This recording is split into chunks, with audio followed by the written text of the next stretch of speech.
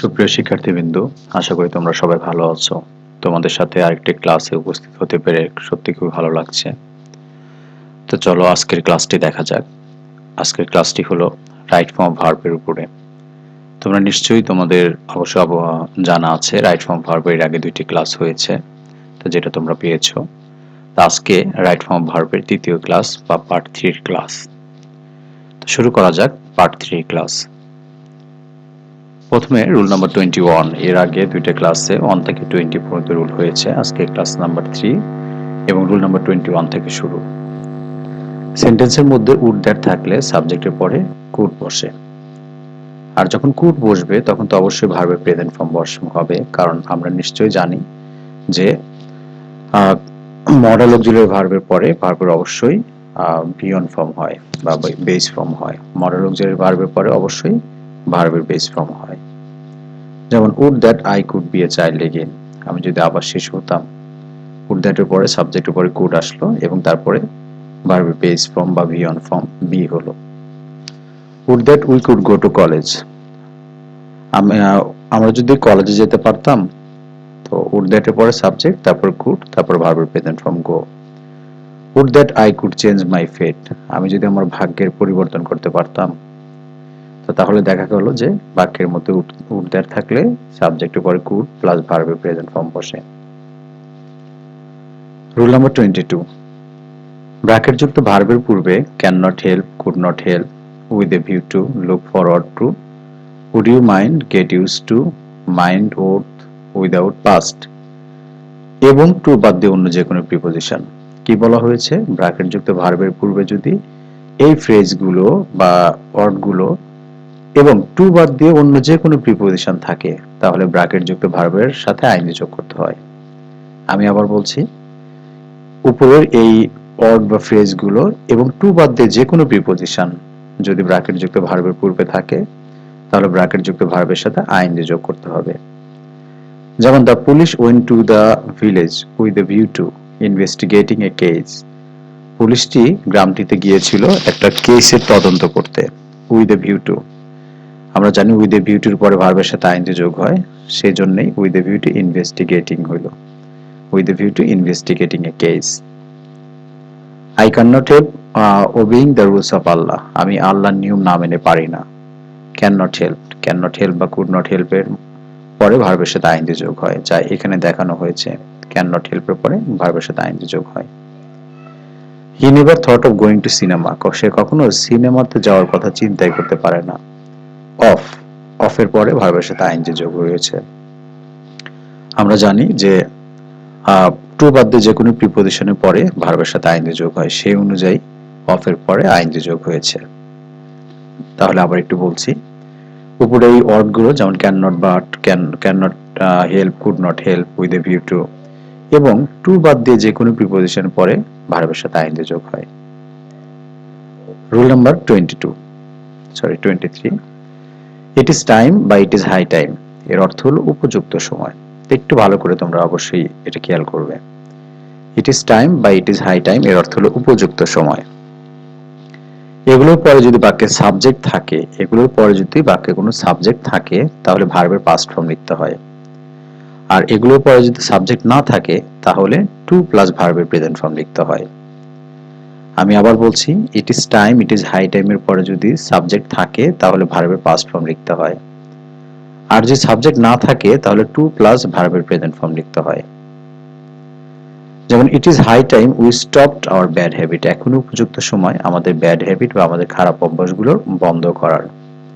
তো ইট is high টাইমের পর সাবজেক্ট উই আছে, যে কারণে ভার্বের পাস্ট ফর্ম স্টপড হলো। এরপরে ইট is time to go home, এখনই সময় বাড়ি যাওয়ার। এখনই সময় বাড়ি যাওয়ার, যেখানে সাবজেক্ট নেই, তাহলে ভার্বের আগে আমরা টু বসালাম, to go home. It is time to go home, এখনই সময় বাড়ি যাওয়ার। এরপরে দেখা যাচ্ছে it is high time to develop our nation, এখনই উপযুক্ত সময় আমাদের নেশন বা আমাদের জাতির উন্নতি করার। তো এখানেও সাবজেক্ট নেই, যে কারণে টু প্লাস ভার্বের প্রেজেন্ট ফর্ম হয়েছে। তার রুলসটা আমি আবার বলছি, it is time, it is high টাইমের পরে যদি সাবজেক্ট থাকে, তাহলে ভার্বের পাস্ট ফর্ম দিয়ে উত্তর করব। আর যদি সাবজেক্ট না থাকে, তাহলে টু প্লাস ভার্বের প্রেজেন্ট ফর্ম লিখব। এরপরে রুল নাম্বার 24, বাক্যের মধ্যে অ্যাজ ইফ বা অ্যাজ দো বা উইশ থাকলে এবং ব্র্যাকেটে টু বি থাকলে সকল পার্সন ও টেন্সে ওয়্যার বসবে। বাক্যের মধ্যে অ্যাজ ইফ বা অ্যাজ দো বা উইশ থাকলে এবং ব্র্যাকেটে যদি কোনো টু বি ভার্ব বা শুধু টু বি থাকে তাহলে টেন্স এবং পার্সন সকল ক্ষেত্রেই আমরা ভার্ব ওয়্যারকে বসাবো, অন্য কোনো ভার্ব বসবে না, শুধুমাত্র ওয়্যার বসবে। যেমন he talks as if he were the most powerful person, সে এমন ভাবে কথা বলে যে যেন সে সবচেয়ে পাওয়ারফুল, সবচেয়ে ক্ষমতাধর ব্যক্তি। I wish I were a great leader, আমি যদি একজন বিখ্যাত নেতা হতাম। He commands as if he were the captain, সে এমন ভাবে কমান্ড দেয় বা এমন ভাবে আদেশ করে যেন সেই ক্যাপ্টেন। তাহলে আবার একটু বলছি যে বাক্যের মধ্যে অ্যাজ ইফ, অ্যাজ দো বা উইশ থাকলে এবং ব্র্যাকেটের মধ্যে টু বি থাকলে সকল টেন্সে এবং সকল পার্সনে আমরা ওয়্যার বসাবো। রুল নাম্বার 25, এখন অ্যাজ ইফ অ্যাজ দোর কথাটির আগে রুলসে পড়েছিলাম রুল নাম্বার 24 এ যে ব্র্যাকেটে যদি ওয়্যার থাকে, টু বি থাকে, এখন ব্র্যাকেটে তো অন্য ভার্বও থাকতে পারে। আবার এই কি রুলসে বলা হয়েছে অ্যাজ ইফ বা অ্যাজ দো, আমরা তো জানি এর অর্থ যেন। এটা যদি দুইটা বাক্যকে যুক্ত করে, অ্যাজ ইফ বা অ্যাজ দো যদি দুইটা বাক্যকে যুক্ত করে তাহলে প্রথম অংশে যদি প্রেজেন্ট ইনডেফিনিট টেন্স থাকে পরের অংশ হবে পাস্ট ইনডেফিনিট টেন্স। আবার বলছি, অ্যাজ ইফ বা অ্যাজ দো দিয়ে দুইটা বাক্যকে যুক্ত করলে বাক্যের প্রথম অংশে যদি প্রেজেন্ট ইনডেফিনিট টেন্স থাকে পরের অংশ হবে পাস্ট ইনডেফিনিট টেন্স, আর প্রথম অংশে যদি পাস্ট ইনডেফিনিট টেন্স থাকে পরের অংশ হবে পাস্ট পারফেক্ট টেন্স। যেমন হি acts as though he did not know anything, সে এমন ভাবে আচরণ করে যেন সে কিছুই জানতো না। হি acts as though he did not know anything. She proceeded as if I had not spoken, সে এমন ভাবে কথা চালিয়ে গিয়েছিল যেন আমি কথাই বলিনি। তাহলে দেখা যাচ্ছে হি অ্যাক্টস প্রেজেন্ট ইনডেফিনিট, যে কারণে পরের বাক্যটা হলো past indefinite he did not no. আবার দ্বিতীয় বাক্যটি শি প্রসিডেড পাস্ট ইনডেফিনিট, যে কারণে পরের বাক্য হলো I had not spoken past perfect tense. তাহলে অ্যাজ ইফ বা অ্যাজ দোর প্রথম অংশ যদি প্রেজেন্ট ইনডেফিনিট টেন্স হয় পরের অংশ হবে পাস্ট ইনডেফিনিট টেন্স, আর প্রথম অংশ যদি পাস্ট ইনডেফিনিট টেন্স হয় পরের অংশ হবে past perfect tense. Rule number 26, active ভয়েসে am, is, are, was, were, be, been এরপরে ভার্বের সাথে আইএনজি যোগ করতে হয়, যেটা আমরা সাধারণত জানি present continuous, past continuous, future কন্টিনিউয়াসে এই স্ট্রাকচারটা থাকে। Am, is, are, was, were, be, been এগুলো পরে ভার্বের সাথে আইএনজি যোগ করতে হয়। কিন্তু প্যাসিভ ভয়েসে টু বি ভার্বের পরে ভার্বের পাস্ট পার্টিসিপল হয়, কিন্তু প্যাসিভ ভয়েসে এই টু বি ভার্বের পরে আমি যা ওয়াজ ওয়্যার পরে ভার্বের সাথে আইএনজি যোগ হয় না, ভার্বের পাস্ট পার্টিসিপল হয়। যেমন English is spoken all over the world, সারা বিশ্বব্যাপী ইংরেজিতে কথা বলা হয়।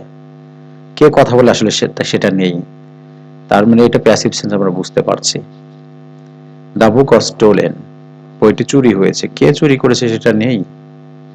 The work will be done, কাজটি করা হবে, কে করবে সেটা নেই। তার মানে তিনটা বাক্যই আমরা বুঝতে পারলাম যেটা প্যাসিভ ভয়েসের বাক্য। সে কারণে প্যাসিভ ভয়েসের ভার্বগুলো যেহেতু ভার্বের পাস্ট পার্টিসিপল হয়, সে কারণে স্টপড, স্টোলেন, ডান এই ভার্বগুলোকে পাস্ট পার্টিসিপল আকারে করা হয়েছে। Rule number 27, positive verb have, has, had, get, got এরপর মূল ভার্বের পাস্ট পার্টিসিপল করতে হয়। আমরা জানি পজিটিভ ভার্বের সাবজেক্ট নিজে কাজ করে না, অন্যকে দিয়ে কাজ করিয়ে নেয়। তো বাক্যে যদি পজিটিভ ভার্ব থাকে তাহলে এরপরে ভার্বের পাস্ট পার্টিসিপল হবে, এর পরের ভার্বের পাস্ট পার্টিসিপল হবে। যেমন he got the car washed, সে কারটি ধৌত অবস্থায় পেয়েছিল। He got the car washed. I had the letter written, আমি পত্রটি লিখিত অবস্থায় পেয়েছিলাম, আমি কিন্তু পত্রটা লিখিনি। এটাই পজিটিভ ভার্ব, আমি কিন্তু পত্রটা লিখিনি, আমি পত্রটা লিখিত অবস্থায় পেয়েছিলাম। এরপরে I get my room painted, আমি আমার রুমটি বা আমার কক্ষটি রং করা অবস্থায় পেয়েছিলাম। তার রুলসটা আবার বলছি, পজিটিভ ভার্বের পরে মূল ভার্বে পাস্ট পার্টিসিপল করতে হয়। রুল নাম্বার 28, বাক্যের মধ্যে লেস্ট থাকলে সাবজেক্টের পরে শুড বা মাইট প্লাস ভার্বের প্রেজেন্ট ফর্ম লিখতে হয়। তো বেশিরভাগ ক্ষেত্রে আমরা শুডই ব্যবহার করে থাকি, তো শুড বা মাইট যে কোনো একটা ব্যবহার করলেই চলে। যেমন he ran fast lest he should miss the bus, সে দ্রুত দৌড়াতো যেন সে বাসটি মিস না করে। You studied hard lest you should fail in the exam, তুমি কঠোর পড়াশোনা করেছিলে যেন তুমি পরীক্ষায় ফেল না করো। Work diligently lest you should be unsuccessful in life, মনোযোগ দিয়ে কাজ করো করো না হলে তুমি কি করবে, পরীক্ষায় আনসাকসেসফুল, অকৃতকার্য হবে। তাহলে বাক্যের মধ্যে লেস্ট থাকলে আমরা সাবজেক্টের পরে শুড বসাবো বা মাইট বসাবো, আর শুড বা মাইট বসালে ভার্বের তো প্রেজেন্ট ফর্ম হবেই।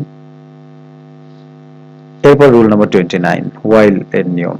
বাক্যের মধ্যে যদি হোয়াইল থাকে এবং তারপরে যদি সাবজেক্ট থাকে তাহলে সে বাক্যটাকে আমরা কন্টিনিউয়াস টেন্স করব। এখন কথা হতে পারে কোন কন্টিনিউয়াস টেন্স? এর সাথের বাক্যটি যদি প্রেজেন্ট হয় তাহলে এটা প্রেজেন্ট কন্টিনিউয়াস হবে, এর সাথের বাক্যটি যদি পাস্ট হয় তাহলে পাস্ট কন্টিনিউয়াস হবে, এর সাথের বাক্যটি যদি ফিউচার হয় তাহলে ফিউচার কন্টিনিউয়াস হবে। আবার বলছি, হোয়াইল এর পরে যদি সাবজেক্ট থাকে তাহলে বাক্যটি কন্টিনিউয়াস টেন্সে হবে, আর হোয়াইল এর পরে যদি সাবজেক্ট না থাকে তাহলে ডিরেক্টলি আমরা ভার্বের সাথে আইএনজি যোগ করব, ডিরেক্টলি তখন ভার্বের সাথে আইএনজি যোগ করব। যেমন while he was eating he had a phone call from his father, যখন সে খাচ্ছিল তখন সে তার বাবার কাছ থেকে একটা ফোন কল পেয়েছিল। যেমন he had a phone call from his father, এটা পাস্ট ইনডিফিনিট টেন্সের বাক্য, আবার হোয়াইল এর পরে সাবজেক্ট রয়েছে, যে কারণে আমরা এই বাক্যটাকে কন্টিনিউয়াস করব, তার মানে পাস্ট কন্টিনিউয়াস করব, যেহেতু পাশের বাক্যটি পাস্ট ইনডিফিনিট।